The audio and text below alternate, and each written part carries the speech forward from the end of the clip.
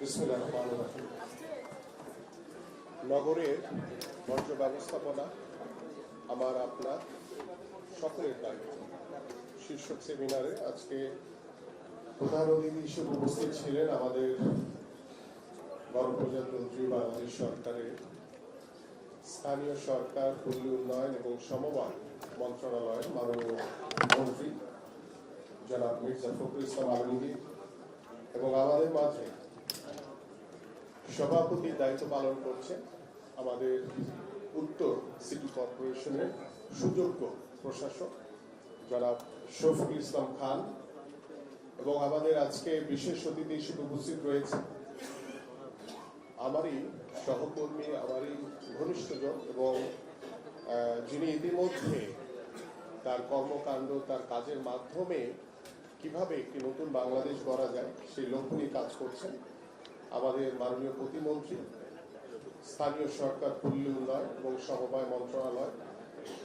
এবং উপস্থিত এখানে আমাদের ডক্টর সাইমন ভাই সহ এখানে উপস্থিত আমাদের অন্যান্য আমাদের সংসদ সদস্য রয়েছেন, আমাদের মিষ্টি আপা, আমাদের ঢাকা মহানগর উত্তরের সদস্য সচিব মোস্তফা জামান সহ বিভিন্ন অতিথিবৃন্দ এবং আমার সামনে উপবিষ্ট বিভিন্ন সোসাইটি থেকে আগত এবং উত্তর সিটি কর্পোরেশনের যারা নির্ভরযোগ্য কর্মকর্তাবৃন্দ এবং আমার প্রিয় সাংবাদিক ভাইরা, সবাইকে আসসালামু আলাইকুম ওয়া রাহমাতুল্লাহি ওয়া বারাকাতুহু। বক্তব্য অনেকক্ষণ হয়েছে। আমাদের মাননীয় প্রধান অতিথি তিনি খুব চমৎকারভাবে, সাবলীলভাবে, সাদামাটাভাবে বাস্তবিক যে সমস্যাগুলো কি করণীয় সে বিষয়গুলো সম্পর্কে খুব সাদামাটাভাবেই কিন্তু তিনি আমাদের সামনে উপস্থাপন করে গেছেন এবং আমরা বিশ্বাস করি যে নগরের যে বর্জ্য ব্যবস্থাপনা ইতিমধ্যে আমাদের মাননীয় প্রধানমন্ত্রী ওয়েস্ট টু এনার্জি কিভাবে তৈরি করা যায় এবং সেটার জন্য আমাদের যে কনসালটেন্ট নিয়োগ করা হয়েছে বা আমাদের বিভিন্ন যে কার্যক্রম এবং আমাদের মাননীয় প্রতিমন্ত্রী সার্বক্ষণিকভাবে এই বিষয়গুলো নিয়ে তদারকি করছেন, কাজ করছেন। আমরা একটি নতুন শহর গড়ার লক্ষ্য নিয়ে আমাদের সবচেয়ে বড় যে বিষয়টি দরকার সেটি হচ্ছে একটি সামাজিক আন্দোলন গড়ে তোলা দরকার। সেই সামাজিক আন্দোলনটি আমরা কিন্তু শুরু করতে পারি আমাদের ছোট ছোট কোমলমতি যে বাচ্চারা রয়েছে প্রতিটি স্কুলে। আমরা যদি এই বর্জ্য ব্যবস্থাপনা বা আমাদের নগর উন্নয়নের জন্য একটি টেকসই সমাজ ব্যবস্থা গড়ার জন্য আমাদের কি কি করণীয় রয়েছে, আমরা যেভাবে আমাদের সন্তানদেরকে নিজের পরিবারে আমরা একটি কথা কিন্তু প্রায়শই বলি যে সত্য কথা বলবা, মিথ্যা বলা যাবে না, ভালোভাবে চলবা, বড়দের সম্মান করবা, ছোটদের স্নেহ করবা, এই যে বিষয়গুলো যে চলমান কথাগুলো রয়েছে, আমি বিশ্বাস করি আমাদের মাননীয় প্রধানমন্ত্রী একটি বক্তব্য তিনি বলেছিলেন যে আমাদের নৈতিকতা এবং সামাজিক যে মূল্যবোধ সেগুলো আমাদের সন্তানদের ভিতরে নতুন করে কিভাবে ইনপুট দেওয়া যায়, কিভাবে তাদের ভিতরে সেগুলোকে জাগ্রত করা যায়, এই বিষয়গুলি নিয়ে ইতিমধ্যে কিন্তু কার্যক্রম শুরু হয়েছে। তা আমি আশা করি যে আমাদের প্রশাসক এবং আমাদের যারা উত্তর সিটি কর্পোরেশনের কর্মকর্তা রয়েছেন, আপনারা একটি প্রকল্প আকারে কিংবা একটি প্রজেক্ট আকারে বা আমাদের সচেতনতার জন্য আমরা যদি প্রতিটি স্কুলে আমাদের যখন শিক্ষক মণ্ডলী শিক্ষার্থীদের উদ্দেশ্যে তার যে পাঠ্যপুস্তকের বই নিয়ে আলোচনা করেন, পড়াশোনা করেন, ঠিক তখন আমাদের এই নগর ব্যবস্থাপনা বা নগরের যে বর্জ্য ব্যবস্থাপনা, যে আমরা ময়লাটি, আপনার এই যে আমাদের মাননীয় মন্ত্রী প্রধান অতিথি তিনি বলে গেছেন যে আমরা যখন দেশের বাইরে যাই তখন একটি চকলেটের খোসাও কিন্তু আমরা বিন খুঁজি যে কোথায় ফেলবো। অনেক সময় যে আমাদের যে মুখে থুতু ফেলতেও গেলে আমরা দেখা যায় যে রাস্তাঘাটে আমরা চলার পথে ফেলে দিচ্ছি, কিন্তু তখন কিন্তু ওই থুতুটুকু ফেলার জন্য কিন্তু আমরা কিন্তু বিন খুঁজি যখন দেশের বাইরে যাই। এই যে সচেতনতা এটুকু দরকার আমাদের একদম রুট লেভেলে। আমরা যদি ছোটবেলা থেকে যদি আমাদের সন্তানদেরকে এই বিষয়গুলো সম্পর্কে যদি অবগত করতে পারি তাহলে আমাদের এই বর্জ্য ব্যবস্থাপনার অনেক সমস্যাই কিন্তু সমাধান হয়ে যাবে। আরেকটি বিষয় আছে যে ইতিমধ্যে আমাদের মাননীয় প্রধানমন্ত্রী, আপনারা সবাই জানেন যে সারা বাংলাদেশ ঘুরে তিনি আমাদের যে খাল খনন কর্মসূচি, শহীদ রাষ্ট্রপতি জিয়াউর রহমানের সেই বিখ্যাত তার সেই খাল খনন কর্মসূচির মাধ্যমে যেভাবে আমাদের জলবায়ু পরিবেশের যে পরিবর্তনের লক্ষ্য নিয়ে তিনি কাজ করেছিলেন। আমার কাছে মনে হয় যে আমাদের ঢাকা শহরে যে খালগুলো রয়েছে এই খালগুলো নতুন করে প্রকল্প করে খনন করাটা আমাদের জন্য একদম অপরিহার্য হয়ে পড়েছে। যদি এটা করতে পারি তাহলে আজকে দেখেন বৃষ্টিতে কিভাবে গুলশান বনানী থেকে শুরু করে ঢাকা শহর কিভাবে পানির তলে চলে গেছে। এবং এটার মূলে কিন্তু হচ্ছে এই যে পলিথিন, বিভিন্ন বর্জ্য যে আমরা নির্ধারিত জায়গায় ফেলি না, আমরা যেখানে সেখানে যত্রতত্রভাবে ফেলে দিই, যার কারণে এই সমস্যাগুলো তৈরি হচ্ছে আমাদের। সো আমরা একটি সুদূর প্রসারী চিন্তা ভাবনা করে সুদূর প্রসারী পরিকল্পনা করে যদি আমরা এই কাজগুলো করি, কারণ অনেক সেমিনার হয়েছে, অনেক আলোচনা হয়েছে, অনেক সমালোচনাও হয়েছে।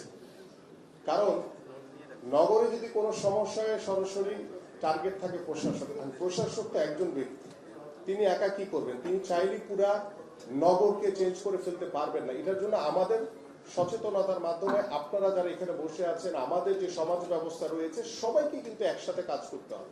তাহলে কিন্তু একটি উন্নত সমাজ ব্যবস্থা, আমাদের যে নগরের যে উন্নয়ন ব্যবস্থা, বর্জ্য ব্যবস্থা, এটাকে আমরা কাজে লাগাতে পারব।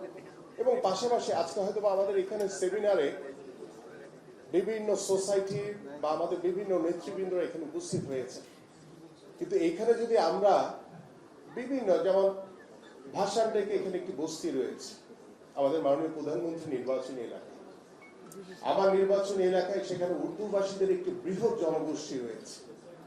আমি জানি না আপনারা কয়জন সেই উর্দু ভাষীদের সেই জায়গায় গিয়েছেন। আমাদের প্রশাসক মহোদয় যেখান থেকে নির্বাচন করেন তার এলাকায় অনেক বেশ কয়েকটি বস্তি এলাকা রয়েছে। এই মানুষগুলোকে যদি আমরা সচেতন করতে না পারি এবং তাদের যে ড্রেনেজ ব্যবস্থা, তাদের যে পয় নিষ্কাশনের ব্যবস্থা খুবই জরাজীর্ণ অবস্থা, এটা না দেখলে বিশ্বাস করা যায় না। আমরা যখনই যাই সবসময় একটি কথা বলে যে ভাই আমাদের এই ড্রেনটাকে পরিষ্কার করে দেন, আমরা পানি বের হয় না, আমাদের এখানে ময়লা স্তূপে জমে গেছে। আপনারা শুনে অবাক হবেন, এখানে আমাদের বর্জ্য ব্যবস্থাপনার প্রধান যিনি তার যে প্রথমে যে বক্তব্য রেখেছেন, আমার নিজের চোখে দেখা আমার নির্বাচনী এলাকায় একটি আবাসন বা আমাদের যে উর্দু ভাষীদের যে ক্যাম্পগুলো রয়েছে বেশ কয়েকটি জায়গায় ময়লার পাহাড় হয়ে আছে। এই ময়লাগুলো যে বের করে আনবে সেই রাস্তাও নাই। কিভাবে করবে? এই ময়লা কিন্তু জমতে জমতে জমতে কিন্তু একটি হিউজ একটি অসুস্থ পরিবেশ এখানে তৈরি হয়েছে, এবং যার কারণেই আমরা শুধু নগর বর্জ্য ব্যবস্থাপনা নিয়ে সেমিনার করি, কিন্তু এটা সীমাবদ্ধতা না। আমাদের এখানে জনস্বাস্থ্যের বিষয় রয়েছে, স্বাস্থ্য সুরক্ষার বিষয় রয়েছে। আমরা একটি টেকসই উন্নয়নমুখী একটি নগর ব্যবস্থা চাই। এই বিষয়গুলো নিয়ে যদি আমরা কাজ না করি, একদম রুট লেভেলে আমাদের কাজ করতে হবে। আমাদের যেতে হবে সেই উর্দু ভাষীদের এলাকা, আমাদের যেতে হবে সেই বস্তি এলাকা, আমাদের যেতে হবে সেই ভাষার থেকে যে বস্তি এলাকা, সেখানে তাদেরকে যদি আমরা সচেতন করতে পারি তাহলে দেখবেন অনেক সমস্যার সমাধান হয়ে গেছে। এখন এটা শুরু করা সম্ভব একমাত্র সেটা হচ্ছে স্কুল থেকে। আমার ক্লাস 1-এর একটি বাচ্চাকে যখন আমি বলবো যে হ্যাঁ ময়লাটা নির্ধারিত জায়গায় ফেলতে হবে, যেখানে সেখানে থুতু ফেলা যাবে না, এই বিষয়গুলো যদি আমরা টিচারের মাধ্যমে, শিক্ষকের মাধ্যমে যদি তাদেরকে সচেতন করতে পারি, তাহলে কিন্তু অটোমেটিক্যালি সে ছোট বাচ্চাটি কিন্তু তার পরিবারের বাবা মার কাছে গিয়ে বলবে আজকে কিন্তু আমার টিচার এটি শিখিয়েছে। তখন বাবা মা যদি কোথাও ময়লা ফেলে তখন তাকে কিন্তু ওই সন্তানই তাকে শুধরে দিবে। আমাদের ওই সচেতনতাটুকু দরকার। আমি আর আমার বক্তব্য দীর্ঘায়িত করব না, কারণ দুপুর হয়ে গেছে, অনেকেই ক্ষুধার্ত, ক্ষুধা পেটে কারো আসল বক্তব্য খুব বেশি ভালো লাগবে না। সো আমি আন্তরিকভাবে ধন্যবাদ এবং কৃতজ্ঞতা জানাই আমাদের ঢাকা উত্তর সিটি কর্পোরেশন প্রশাসক এবং সকল কর্মকর্তাকে, যারা এত চমৎকার একটি আয়োজন করেছেন, এবং আয়োজনটি যাতে এখানে সীমাবদ্ধ না হয়, আমরা এটিকে প্রত্যেকটি সাধারণ নাগরিকের কাছে পৌঁছে দিতে চাই।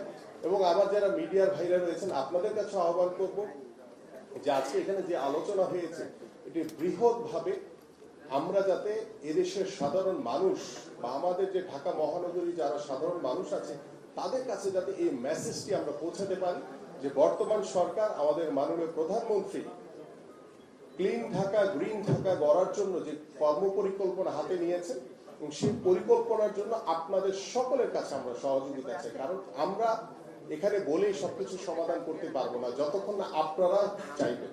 আপনারা যখন চাবেন তখনই আমরা একটি পরিপূর্ণ ক্লিন ঢাকা এবং গ্রিন ঢাকা করতে পারবো। সবাইকে ধন্যবাদ। আল্লাহ হাফিজ। বাংলাদেশ জিন্দাবাদ।